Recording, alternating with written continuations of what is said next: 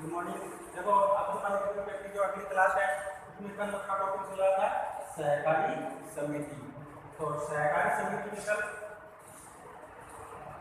अर्थ हो गया, परिभाषा हो गई, विशेषताएं और लाभ हो गए। अब आज का अपना अगला टॉपिक है सहकारी जो समितियां हैं इसके दोष की सहकारी समितियों में क्या क्या कमियां पाई जाती है। तो इसका जो पहला दोष है वो इसमें होता है सीमित संसाधन।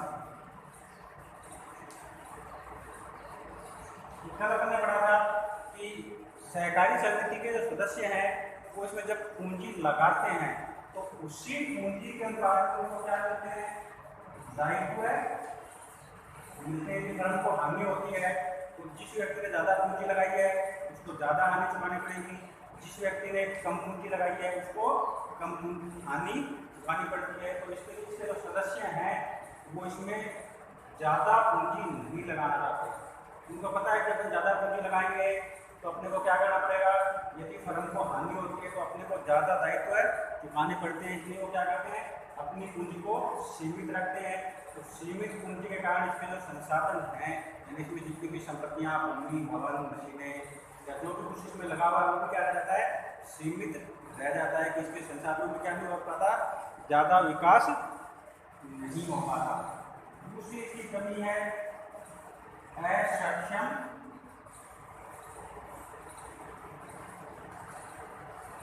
प्रबंध।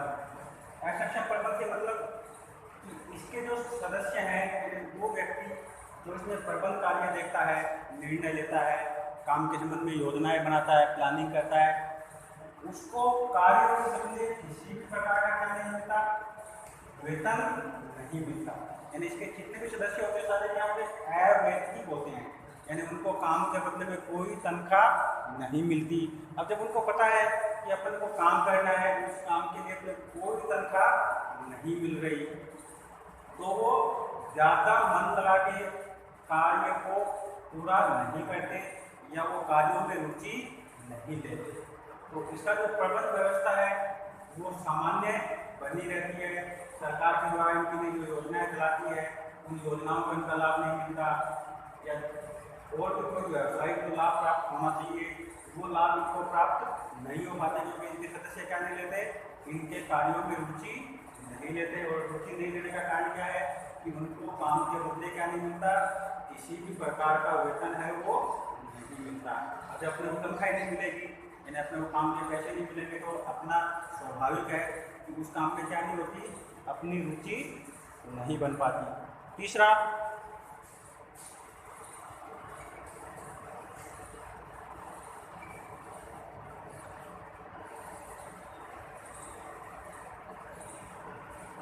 गोपनीयता में कमी।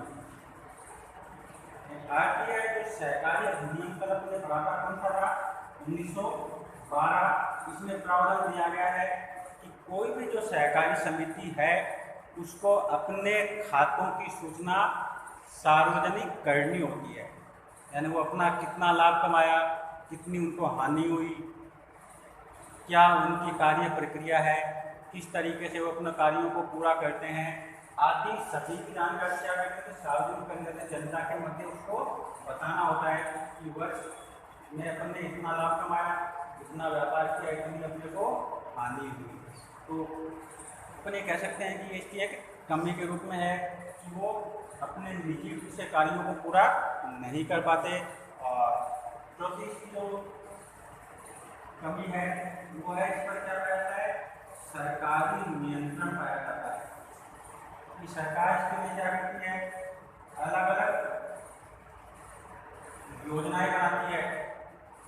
उन योजनाओं के माध्यम से सहकारी समितियों को पूंजी की प्राप्ति होती है। अब जब सरकार को काम के लिए पैसे देती है कि आपको इस योजना के लिए इतने रुपए मिल रहे हैं या इतना आपको फंड प्राप्त हो रहा है तो उस फंड के बदले वो क्या करती है, उन पर नियंत्रण भी रखती है कि आपको जो पैसे दिए गए थे वो आपने सही जगह पे इस्तेमाल किए हैं या नहीं किए। तो उनके लिए सरकार क्या करती है, उनके कार्यों पर, इनकी नीतियों पर क्या रखती है, अपना नियंत्रण रखती है, जिससे ये क्या नहीं कर पाते, स्वतंत्रता पूर्वक अपने कार्यों को पूरा नहीं कर पाते। तो अपन ये कह सकते हैं कि इन पर सरकारी नियंत्रण ज़्यादा पाया जाता है। अन्य किसी भी व्यवसाय से ज़्यादा इन पर क्या होता है, सरकारी नियंत्रण रहता है। और पांचवी इसकी जो कमी है वो है आपसी मतभेद, कि इसमें सदस्यों की संख्या ज़्यादा होती है। अब सदस्य ज़्यादा होने के कारण क्या होता है, उनके मध्य आपसी मतभेद विचारों का बना रहता है।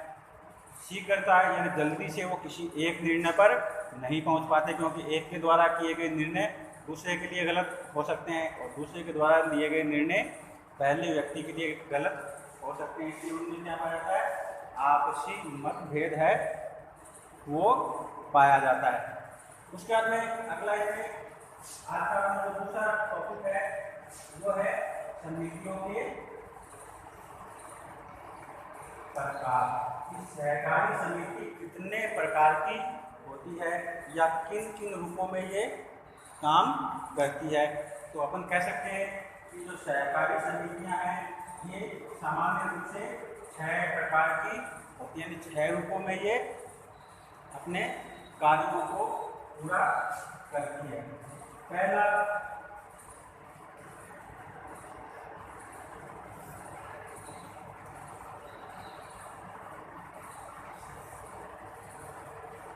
उपभोक्ता सहकारी समिति, नाम से पता है कि ये किसके लिए काम करती है। जो सामान्य उपभोक्ता हैं, जैसे आप और हम जो दैनिक जीवन में वस्तु खरीदते हैं उनका उपयोग करते हैं, उन्हें क्या कहता है, उपभोक्ता कहते हैं। तो ये क्या कहते हैं, जो सामान्य उपभोक्ता हैं उनके लिए जो दैनिक जीवन के काम आने वाली वस्तु हैं, यानी ऐसी वस्तुएं जो सामान्य रूप से अपन पूरे दिन भर में काम में लेते हैं, जैसे चाय, चीनी, साबुन, तेल, मसाले, इनका क्या करती है, उचित मूल्य पर वितरण करती है। यानी प्रत्येक शहर, जिले और अब तो कस्बों और गांवों में क्या है, सहकारी समितियां उपलब्ध हैं जो दैनिक जीवन में काम आने वाली लगभग हर एक वस्तु का क्या करती है, उचित मूल्य पर वितरण करती है। यानी उस मूल्य से कम मूल्य पर यहाँ पर वो वस्तु मिलती है जो कीमत अपन सामान्य बाजार में चुकाते हैं। और इसका कारण क्या है कि ये क्या करते हैं, अपनी वस्तु सीधी किससे क्रय करते हैं, उत्पादक से क्रय करके और सीधे इसको बेचते हैं, ग्राहकों को बेचते हैं। इनके मध्य कोई भी मध्यस्थ जैसे एजेंट, थोक व्यापारी, फुटकर व्यापारी, ऐसा कोई इनके मध्य एजेंट नहीं होता। तो इसी की कंपनी से खरीदेंगे और उपभोक्ताओं को वस्तु का विक्रय करते हैं। झुंझुनू जिला जो अपना है उसमें भी 4 या 5 जो सहकारी समितियां हैं वो काम कर रही है। कौन कौन सी है, एक तो अपने पास में ये सहकारी समिति कौन सी है, कौन सी, ये नेतावाड़ी, उतनी दूर पे जाओ, पास में ही है। ये ट्रैफिक थाना है ना पुराने बस स्टैंड पे, इसके सामने खड़ा हुआ ना वो पहाड़ सुपर मार्केट, देखा होगा ना, ट्रैफिक थाने के जस्ट सामने बना हुआ है पहाड़ सुपर मार्केट ना। तो क्या है, कोऑपरेटिव सोसाइटी है, सहकारी समिति है। कि बाजार में अपने को साबुन मान लो 10 रुपये की मिल रही है, तो वहाँ पे 30 मिलेगी, 9 रुपये की मिलेगी। बाजार में 40 रुपये किलो है, तो वहाँ पे 30 या 37 में मिल जाएगी, है ना। और उसका कारण क्या है, वो सीधे किससे खरीदते हैं, कंपनी से खरीदते हैं और ग्राहकों को। दूसरा है उत्पादक सहकारी समिति।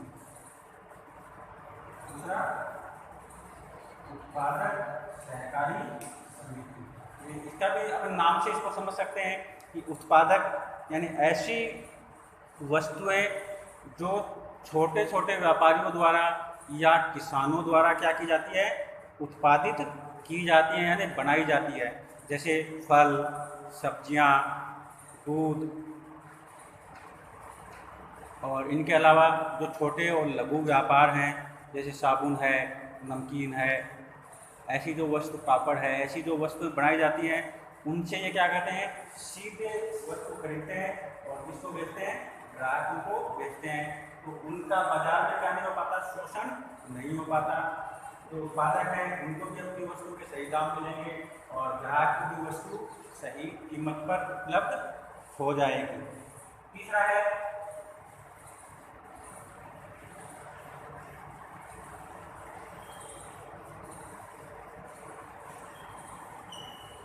विपणन सहकारी समिति। विपणन का मतलब होता है कि जो वस्तुएं घरों में या गांव में छोटे स्तर पर उत्पादित की जाती है, यानी जिनको गांव के व्यक्ति या छोटे पैमाने के जो उद्योग हैं वो उनको तैयार करते हैं, तो वो ऐसे क्या कर सकते हैं, अपनी वस्तुओं को बड़े व्यापार में या बड़े बाजार में नहीं बेच सकते, क्योंकि उनका क्या नहीं होता है, कोई ब्रांड या उनकी कोई पहचान नहीं होती। जैसे अगरबत्ती है, मसाले हैं, ऐसी वस्तुओं को ये क्या करते हैं, खरीदते हैं और खुद उनका विपणन यानी उनको अपने नाम से क्या करते हैं, बेचते हैं, जिससे दोनों को लाभ प्राप्त होता है। जिसने वस्तु बनाई उसको भी लाभ प्राप्त होता है और जो सहकारी समितियां हैं उनका व्यापार भी इसमें चलता रहता है। चौथा जो इसका प्रकार है वो है किसान सहकारी समिति। चौथा इसका प्रकार है किसान सहकारी समिति।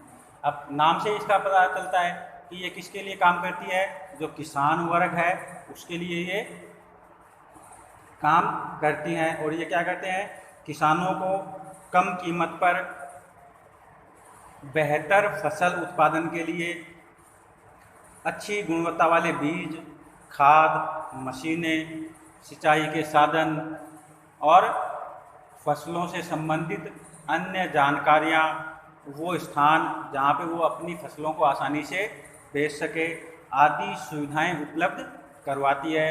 और यदि वो अपने कार्य क्षेत्र को बढ़ाना चाहें तो उनके लिए क्या करती है, ऋण भी उपलब्ध करवाती है। पांचवा है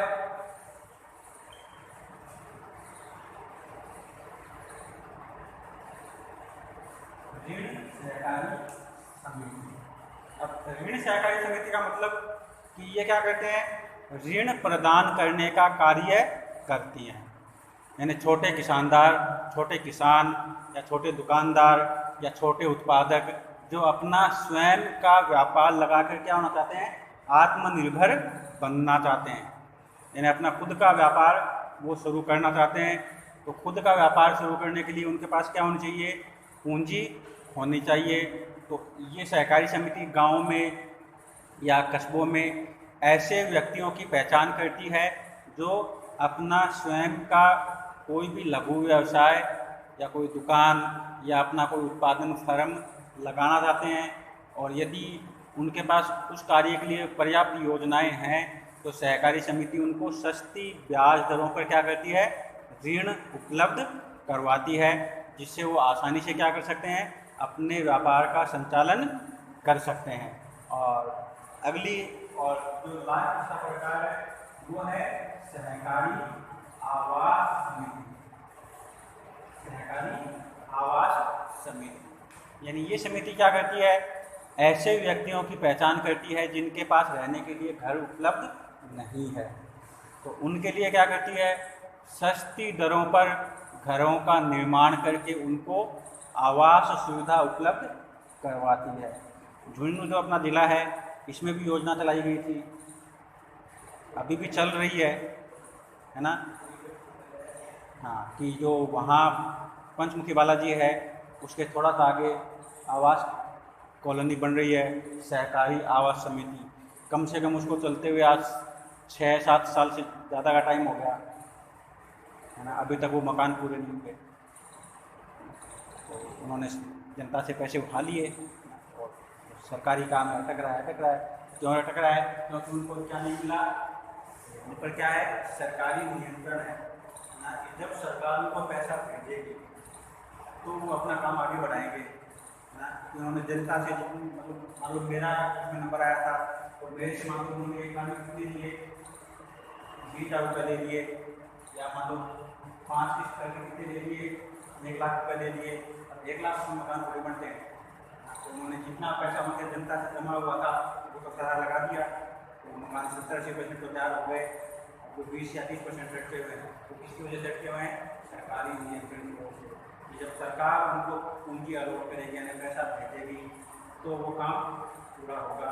जब तक सरकार पैसा नहीं भेजेगी तब तक वो काम का ही रहेगा। तो उनके पास पैसे ना हो क्यों नहीं है? क्योंकि उनके साधन क्या होते हैं? सीमित होते हैं। इसके सदस्य उन्हें पैसा नहीं चाहते। तो ये इसके है। आज का अपना टॉपिक था। इससे संबंधित कोई क्वेरी हो तो आप मुझसे पूछ सकते हैं।